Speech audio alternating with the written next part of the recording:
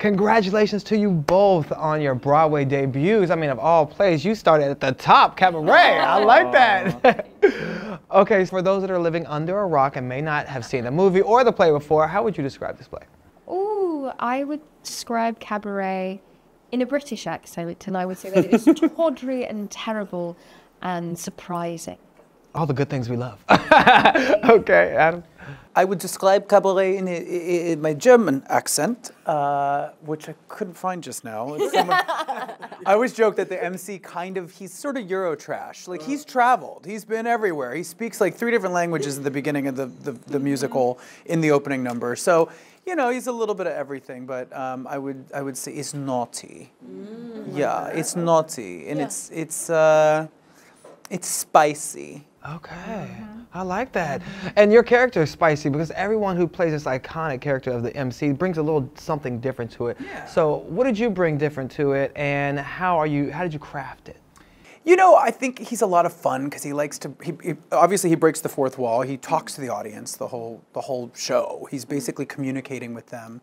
And he kind of exists somewhere in between like a real life MC at a little seedy little nightclub and sort of this abstract character that takes you through some of the themes of the show later on as the show gets darker and kind of a little more challenging for the audience. Your character, Sally, I mean, she is, I guess, in a lot of ways associated with Liza Minnelli because she did the play, she did the movie, so everyone, that's the character they think of. But you seem very different from that character. So how did you craft your character and make it, are you trying to give some homage to it? Are you trying to be similar?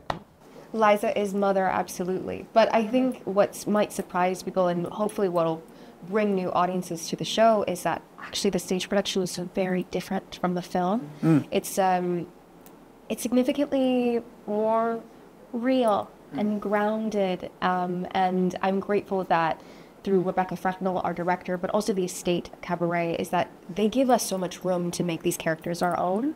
And I admittedly am, I believe, the youngest Sally to play her on Broadway. I am also the first person of Pacific Island descent, certainly. I'm also queer, and so I bring that to the character. And I'm really encouraging the audience to go on this journey with us, to meet Sally in her biggest and boldest of attitudes with Don't Tell Mama, and then to meet her at Cabaret at the very end of the show, where she's removed all of her makeup and she's in an oversized men's coat, and she's losing truly her mind.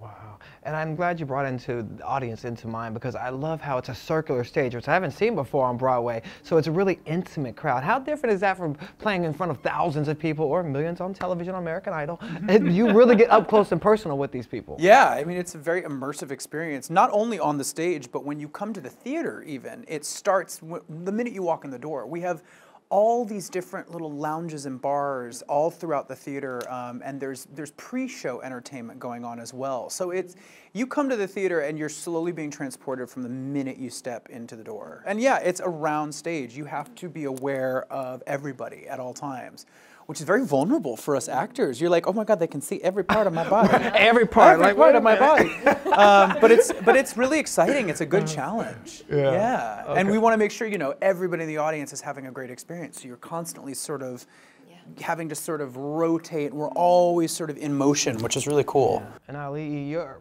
breakout role was Moana. But that was like behind a microphone. So how is this different from that experience? It's so true. Voiceover work, singing, my first love, Moana, my first role. I then moved into like on-camera roles where it's certainly more difficult. I'm like, what do I do with my hands? What does my posture reveal about my character? And now to get into theater, it feels like the final boss. It feels like the one that will continue to challenge me time and time again, of projecting to the very back of the house to connect with my fellow actors. 8 shows. Woo, that's a lot. Okay, but you got to give us a little sneak peek. What can we expect with Moana 2?